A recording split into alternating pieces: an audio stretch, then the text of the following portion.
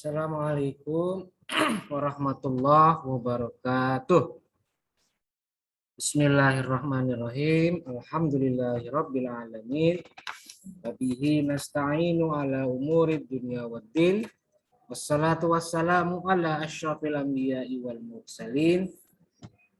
Sayyidina wa maulana Muhammadin wa ala alihi wa sahbihi ajma'in.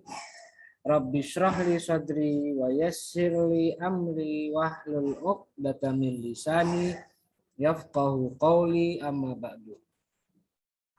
Baik, perkuliahan kita pada hari ini kita buka bersama-sama dengan membaca lafaz basmalah. Bismillahirrahmanirrahim. Baik, mahasiswa jurusan HES Fakultas Syariah semester 3. Hari ini kita kembali masuk dalam mata kuliah Fikih Munakahat. Sebelumnya saya informasikan bahwa hari ini adalah pertemuan ke-6 dan ke-7 ya, jadi 2 sekaligus ya. Sebab minggu kemarin hari Rabu tanggal 13 Oktober 2021 saya berhalangan karena ada keperluan, ada acara lain. Sehingga saya pindah ke hari ini. Dan ternyata setelah saya lihat lagi kalender akademik, ternyata jadwal untuk UTS itu tinggal minggu depan. Jadi UTS akan dilaksanakan pada tanggal 25 sampai 29 gitu ya. Sehingga minggu ini ya adalah minggu terakhir sebelum pelaksanaan UTS. Jadi mau tidak mau pada hari ini materinya kita rapel menjadi satu dari materi kelima dan keenam saya jadikan satu. Dan pertemuan langsung sekaligus saya ubah menjadi pertemuan 6 dan 7 sekalian pada hari ini. Jadi nanti untuk HES C, HES A, dan HES B juga sama penerapannya. Untuk hari ini langsung 2 sekaligus. Karena materi ini saya rekam khusus untuk kelas HES. HES A, HES B, dan HES C yang saya ampu pada mata kuliah Fikih Munakahat. Jadi itu ya sekedar informasi dulu, sekedar pendahuluan terlebih dahulu agar kalian paham. Dan kenapa saya rekam ya karena sebenarnya hari ini kan hari libur. Hari libur yang dijadwalkan dalam keterangan itu harusnya tanggal 19 liburnya. Tapi karena ada pergeseran yang diubah oleh pemerintah sehingga libur hari Selasa kemarin dipindah ke hari Rabu hari ini.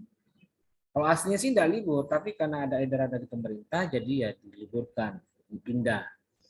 Dan liburnya ini adalah menyambut Maulid Nabi Muhammad Shallallahu Alaihi Wasallam. Oke, jadi itu ya informasi dari saya. Oke, baik. Supaya cepat, karena ini 2 sekaligus, maka saya segerakan. Dan saya sudah buatkan modul untuk materi kelima dan keenam. Oke, saya tampilkan dulu. Jadi untuk hari ini, materinya ada 2 ya, saya jelaskan. Yaitu materi tentang yang kelima ya, materi kelima. Oke, saya tampilkan dulu ya RPS-nya ya ini supaya paham. RPS-nya saya tampilkan dulu. Nah, ini dia ya. Nah, udah kelihatan ya. Jadi untuk hari ini, ini 2 materi ini. Ini ya, 2 ini ya. Yaitu tentang hak dan kewajiban suami istri dalam pernikahan. Dan yang kedua adalah konsep kafaah. Ya kebetulan dua-duanya ini tidak ada penugasan, jadi enak. Ya, penugasan sudah cukup kemarin. Nah, nanti akan saya jelaskan dua hal ini. Pertama yang ini dan yang di bawah ini. Ini dia yang akan saya bahas. Oke, supaya cepat saya ringkas saja. Oke, langsung ke materi yang pertama. Ini saya siapkan modulnya sudah. Nah, ini dia ya. Oke, baik. Oke, baik. Jadi materi kita yang kelima adalah hak dan kewajiban suami istri dalam perkawinan.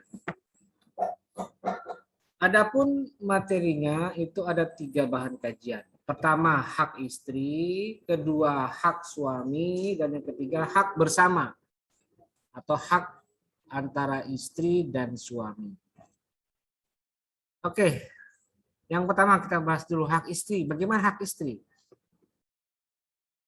Nah, semua materi ini saya rujuk dari kitab Bahba Az-Zuhaili Al-Fiqhul Islami wa Adillatuhu jilid 7 halaman 327. Semua materi tentang hak dan kewajiban suami ini saya ambil dari Bahba Az-Zuhaili Al-Fiqhul Islami wa Adillatuhu. Jadi silakan sambil kalian buka kembali file kitab saya ini. Kitab karangan Bahba Az-Zuhaili ini yang sudah saya upload. Nah, ini dia. Yang ada di halaman 327 disebutkan lizaujati hukukun maliyatun wahiyal mahru wa nafaqatu wa hukuku ghairi maliyatin wa hiya ihsanul usyrati wal muamalatu thayyibatu wal adlu. Jadi artinya apa? Jadi istri dalam konteks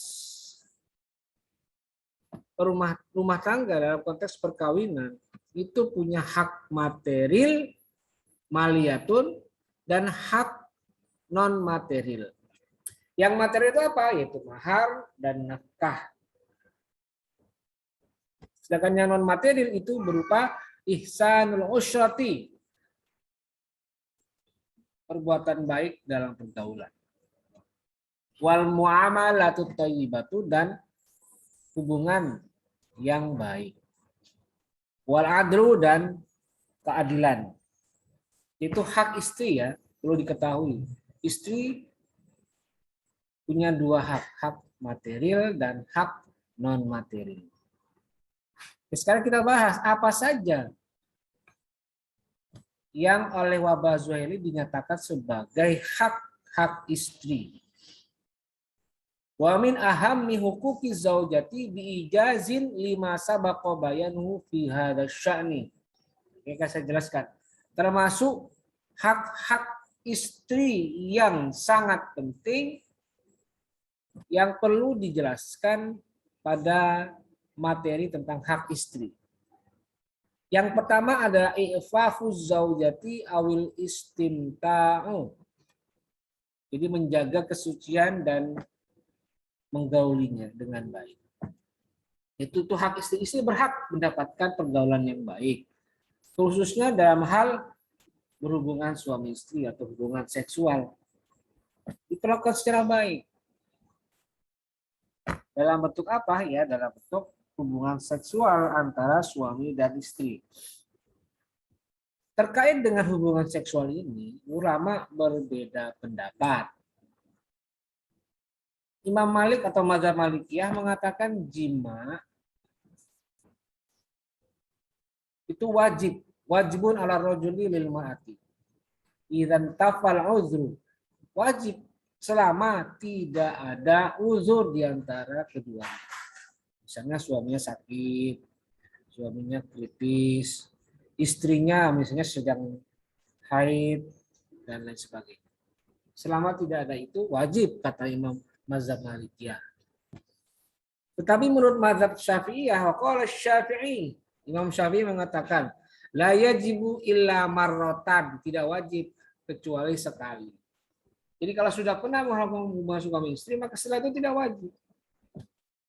Itu. Marratan, cukup sekali saja.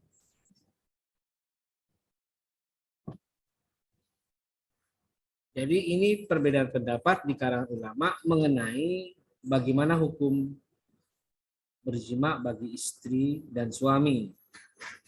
Kata Malikiyah wajib. Sampai capek ya wajib.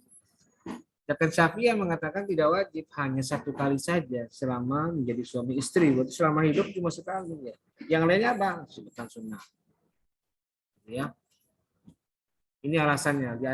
Li'annahu hakun lahu, karena sebenarnya itu haknya suami, bukan haknya istri.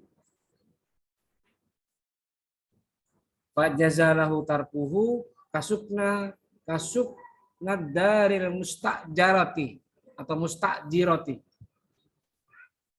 atau mustajarati ya.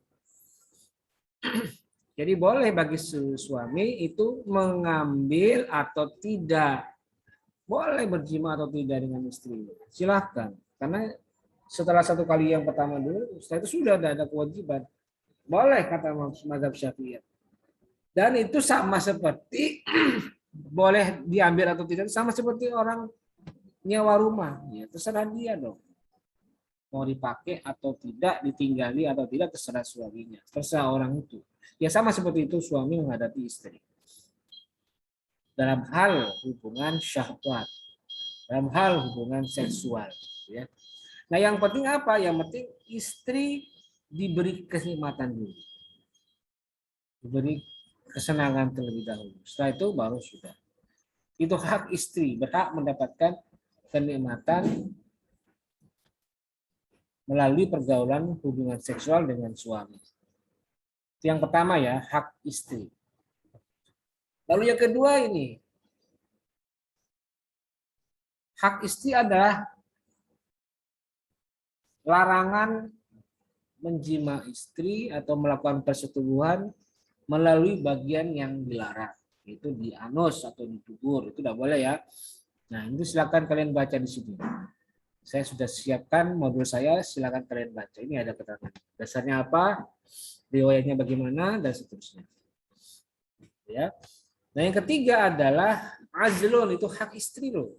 Coitus interruptus atau mengeluarkan sperma di luar vagina istri, itu hak istri loh. Kata Wabah Zuhail. Sebab menurut mazhab Syafi'i menyatakan bahwa azal itu makruh. Sebenarnya makruh. Kenapa? Ya berdasarkan riwayat Juzamah binti Wahab yang pernah menghadap Rasul.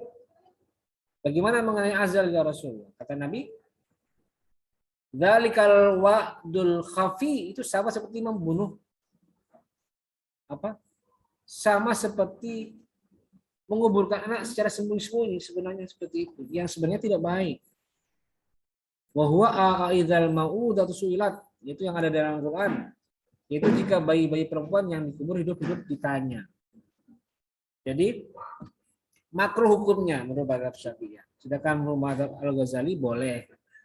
Menurut Al-Ghazali, Imam Al-Ghazali boleh.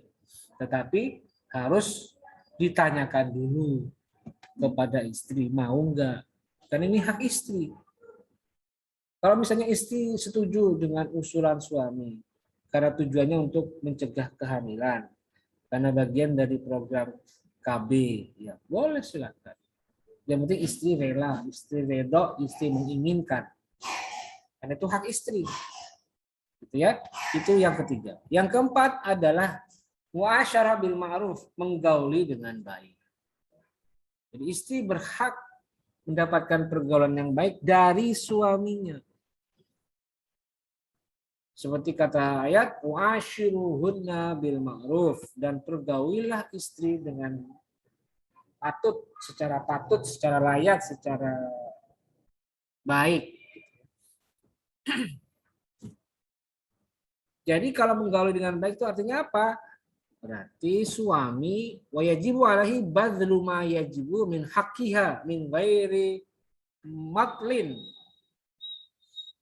Suami wajib memberikan apa yang menjadi hak istrinya tanpa ditunda-tunda, tanpa di pending-pending, tanpa ditahan-tahan. Misalnya istri pingin ini, aku pingin ini Pak, aku pingin ini Mas, karena untuk ini, untuk itu, dan segala macam. Itu kan kebutuhan istri. Kalau itu sudah menjadi kebutuhan istri, maka suami wajib memenuhinya. Dan pemenuhan atas kebutuhan istri itu bagian dari suami menjalankan perintah Allah, pergaulilah istri dengan baik. Seperti itu. Ya. Jadi itu yang keempat, hak istri mendapatkan pergaulan yang baik dari suami. Nah, satu lagi sebenarnya ada hak istri, cuma saya tidak sebutkan, yaitu mendapatkan perlakuan adil bagi pasangan poligami. Cuma itu tidak saya cantumkan di sini karena itu akan menjadi bagian khusus dari materi tentang poligami. Mungkin nanti ya. Jadi itu ya, itu hak istri. Ada 4 di sini. Nah berikutnya sekarang adalah hak suami. Tadi hak istri, sekarang hak suami. Apa itu hak suami? Nah, ada beberapa ini. Hak suami yang harus suami dapatkan dari istri. Yang pertama, ta'atuz zaujati li zaujiha fil istimta'i wal khuruji fil manzil. Nah, ini udah jelas ya. Ketaatan istri pada suami dalam persetubuhan dan pergi keluar rumah. Nah, silakan kalian baca itu ada keterangannya dari saya sudah ada. Di halaman 334 sudah. Silakan kalian baca sendiri itu. Hak suami. Suami berhak mendapatkan ini dari istri. Yang kedua adalah amanah. Ala zaujati antahfadha ghibata zaujiha fi nafsiha wa baitihi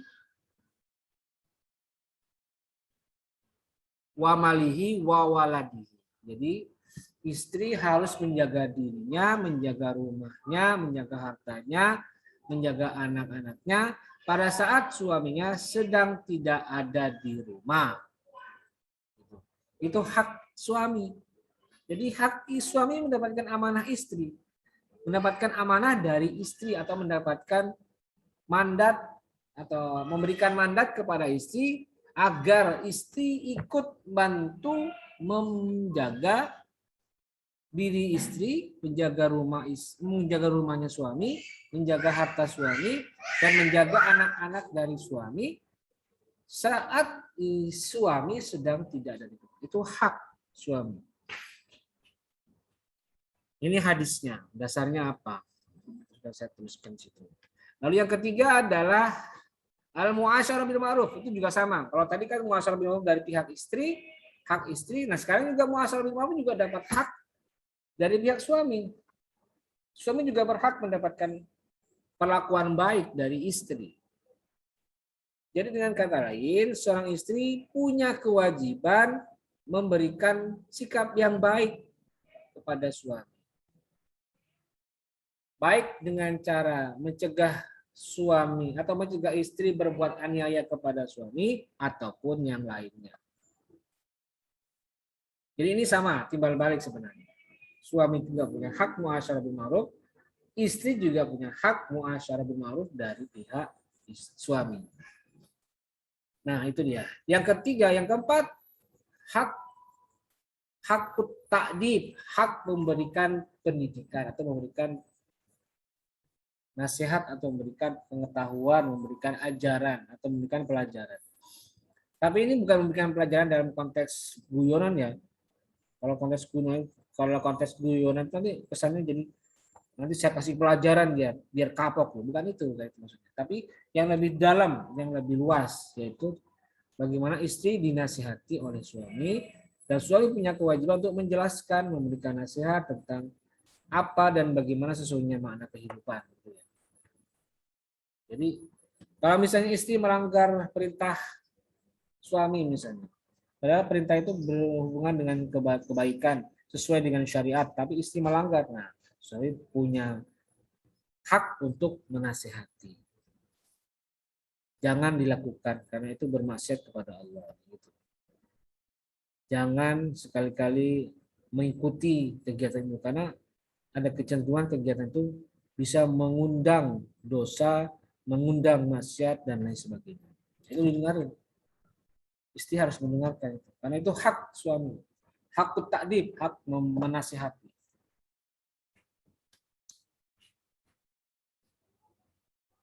Nah, nanti saya akan kalian lihat ya. Arti dari ini ada di sini. Jadi arti-arti yang ada di sini itu sudah saya cantumkan di sini nih. Ini silakan kalian pelajari sendiri. Nah, berikutnya adalah hak bersama. Tadi hak suami, tadi hak istri, sekarang hak bersama. Nah, hak bersama itu ya sebenarnya sudah tadi hubungan seksual. Nah, suami juga merasakan, istri juga merasakan. Terus hal-hal lain yang berkaitan dengan seperti itu, yang berkaitan dengan eh, persetubuhan misalnya, itu sebenarnya hak bersama. Semua menikmati, semua mendapatkan haknya. Nah, lalu bagaimana? Yang terjadi adalah ini ada perbedaannya. Suami dapat hak, istri dapat hak, tapi istri kadarnya lebih kecil dibandingkan kadar bagi suami. Kata ayat seperti yang ada dalam Al-Quran surat Al-Baqarah ayat 228, lirijali alaihinna darajah. Nah, bagi yang laki-laki ada sedikit satu derajat lebih tinggi haknya dia dapatkan dari si istri. Walaupun sebenarnya juga tanggung jawab itu juga lebih besar bagi suami. Jadi memang ada kontroversi mengenai kesetaraan dalam pernikahan dalam Islam. Ada yang menganggap porsi suami terlalu besar, sehingga bisa saja karena besarnya porsi suami, maka bisa saja suami merasa benar dengan dirinya dan dia punya hak untuk melakukan apa saja kepada istri. Menurut saya itu penafsiran yang keliru. Hak yang besar bagi suami memang iya, karena sudah ditegaskan dalam Al-Quran. Tetapi dalam sisi yang lain, kewajiban juga besar. Ya, kan tidak mungkin hak diberikan besar tapi kewajiban kecil, ya nggak mungkin. Pasti suatu saat akan kelihatan di balik besarnya hak suami juga muncul hak kewajiban yang besar juga bagi suami. Sehingga kalau mau menikmati itu ya jangan nyantai, harus juga punya tanggung jawab. Menikmati hak yang besar itu juga tidak bisa sembarangan, harus juga merasakan kewajibannya yang justru juga lebih besar dibandingkan istri. Jadi sebenarnya itu ya, artinya Islam memiliki proporsi yang tepat, mana suami, mana istri, mana haknya, mana hak ini. Jadi tidak jomplang. Islam sudah memberikan aturan yang sangat jelas bahwa di antara suami dan istri sebenarnya walaupun porsi suami lebih tinggi, lebih banyak, tetapi pada dasarnya prinsip pernikahan itu menyatakan kesetaraan, menyatakan kesepadanan di antara suami dan istri. Ya. Nah, inilah hak bersama. Hak bersama suami dan istri. Nah, sekarang selanjutnya kita lihat pandangan KHI atau kompilasi hukum Islam tentang hak dan kewajiban suami istri. Nah, untuk ini saya persilakan kalian baca sendiri saja ya. Itu ada di pasal 77, ini juga ada keterangannya, nanti bisa kalian pelajari. Kemudian di pasal 78 juga ada, pasal 79 juga ada nih, berkaitan dengan kedudukan suami istri. Dan semuanya punya hak yang sama ini sebenarnya. Suami juga punya hak untuk melakukan perbuatan hukum, istri pun juga sama melakukan perbuatan hukum. Ini juga di pasal 80 ada keterangan mengenai kewajiban suami. Tuh. Punya kewajiban menanggung biaya nafkah, biaya kiswah, biaya tempat tinggal, biaya rumah tangga, biaya perawatan, biaya pengobatan, biaya pendidikan anak, dan lain sebagainya. Ini banyak tanggung jawab suami. Meskipun dari sisi ini kita juga bisa melihat hak suami juga besar, hak suami juga tidak kecil. Dan itu wajar karena terkompensasi dengan kewajiban yang juga besar.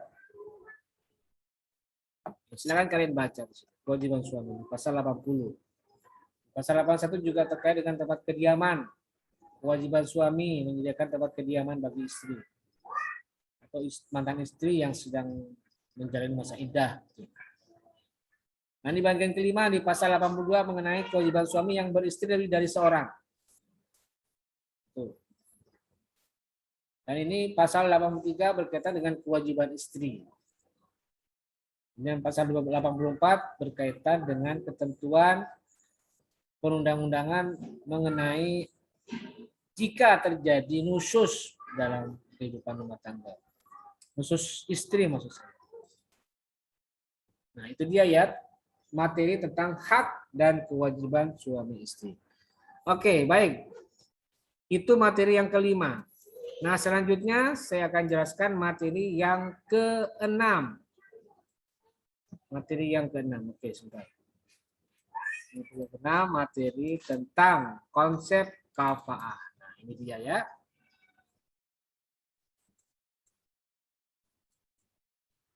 Jadi, ini kita lanjutkan ke materi yang keenam tentang konsep kafaah. Yang akan saya jelaskan adalah pengertian kafaah, terus pandangan ulama mengenai kafaah, dan yang berikutnya nanti implementasi kafaah dalam kehidupan masyarakat di Indonesia. Tapi untuk yang ini sebenarnya awalnya saya mau niatkan untuk memberikan kalian tugas, tapi karena sudah saya klaim, sudah saya nyatakan bahwa untuk materi 6 ini tidak ada tugas, jadi ya sudah. Jadi sub bahan kajian mengenai implementasi konsep kafaah dalam masyarakat Indonesia saya tiadakan. Jadi saya akan jelaskan saja pengertian kafaah dan pandangan ulama mengenai kafaah. Oke, baik, kita lanjut ke pengertian kafaah. Apa pengertian kafaah? Nah, ini dia secara bahasa. Ini saya ambil dari kitab Bapak Zuhaili halaman 229. Kafaah itu adalah al-mumasalatu atau al-musawatu. Artinya apa?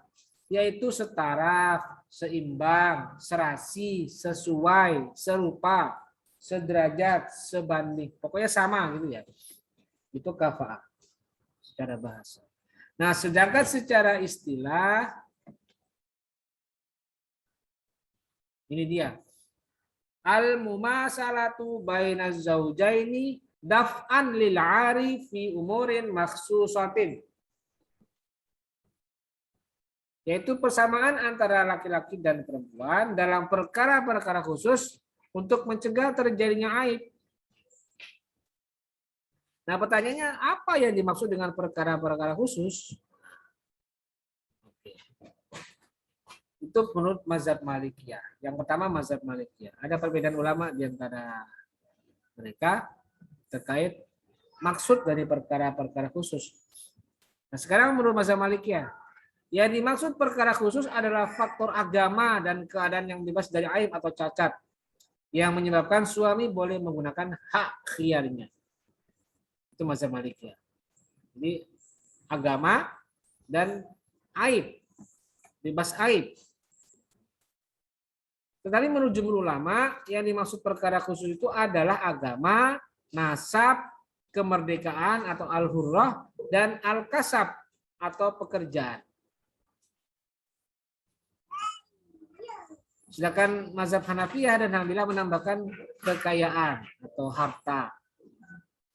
Nah, itulah yang dimaksud dengan fi umurin maksusatin atau perkara-perkara khusus. Ya. Nah, berikutnya adalah pandangan ulama tentang konsep kafaah, tentang pengertian kafaah. Nah, menurut sebagian ulama, misalnya As-Sauri, Hasan al-Basri, dan Al-Qurhi dari mazhab Hanafiyah menyatakan bahwa kafaah sama sekali bukan syarat pernikahan. Baik syarat sahnya pernikahan maupun syarat kelaziman. Berarti ini kafaah tetap sah meskipun tidak diterapkan. Jadi boleh dilaksanakan. Tidak masalah karena bukan syarat sah. Jadi boleh dilaksanakan. Tetapi menurut nah ini maaf nih dalilnya dulu ya, hadisnya yang digunakan ketika memandang kafaah itu bukan syarat sah atau syarat kelaziman. Dasarnya adalah hadis Nabi, an-nasu sawasyatun ka asnanin mishti la fadla li arabiyyin wa la ajamiyyin innamal fadlu bittaqwa. Kata Nabi, manusia sama seperti ratanya gigi sisi, lurus, Tidak ada yang lebih, tidak ada yang kurang. Begitu juga, tidak ada perbedaan antara orang Arab, orang Ajami, atau orang mana. Semua sama. Yang dipikirkan, yang diutamakan adalah ketakwaannya. Bukan yang lain. Itu kata Nabi. Jadi itu ya dasar yang mereka gunakan ketika memandang kafa'ah itu bukan syarat sah dan syarat kelaziman. Yang kedua adalah jumhur ulama yang berpandangan tentang kafa'ah bahwa kafa'ah itu sebenarnya syarat kelaziman, tapi bukan syarat sah. Cuma kelaziman saja menurut ulama mazhab. Dasarnya adalah ini hadis Nabi. Sarasun la tuakhar. 3 hal yang tidak boleh diakhirkan atau diperlambat. Pertama, as-sholatu idza atat, salat jika sudah datang waktunya. Wal janazatu idza hadarat, dan menguburkan jenazah kalau sudah siap. Wal ayyimu idza wujidat laha kuf'an, dan janda jika sudah ketemu yang sekufu dengan dia, yang sepadan dengan dia. Ya. Itu dasar ulama mazhab ketika memutuskan bahwa kafa'ah itu adalah syarat kelaziman atau syurutul luzum, tapi bukan syurutus sihah. Nah, itulah penjelasan saya tentang apa tadi? Konsep kafa'ah. Materi singkat ya. Ya, apa singkat karena ini bisa dipahami yang penting. Jadi itu konsep kafa'ah ya.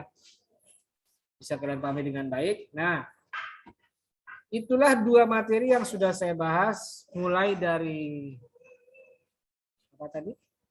Hak dan kewajiban suami istri dalam pernikahan, dan yang berikutnya adalah konsep kafa'ah. Oke, baik. Jika ada di antara kalian yang ingin bertanya, silahkan kalian tulis komentarnya di kolom komentar yang ada pada postingan video di Google Classroom untuk masing-masing kelas yang akan saya lakukan postingannya sebentar lagi. Silakan kalian kirimkan pertanyaannya jika ada yang ingin ditanyakan. Mungkin bicara tentang hak kewajiban suami dan istri, dan yang kedua adalah konsep kafa'ah. Baik, saya kira cukup pembahasan kita pada hari ini, dan mohon maaf sekali lagi kalau penyampaian materi saya kali ini tidak maksimal karena ini menyangkut waktu yang sudah terbatas, sudah bertabrakan dengan pelaksanaan UTS, sehingga saya tidak bisa maksimal dalam memberikan materi. Tapi semoga bisa kalian pahami dengan baik. Baik, saya kira cukup. Mari kita tutup dengan membaca lafaz hamdalah. Alhamdulillahirrabbilalamin. Terima kasih. Mohon maaf. Wallahul muwaffiq ila aqwamit thoriq. Wassalamualaikum warahmatullahi wabarakatuh.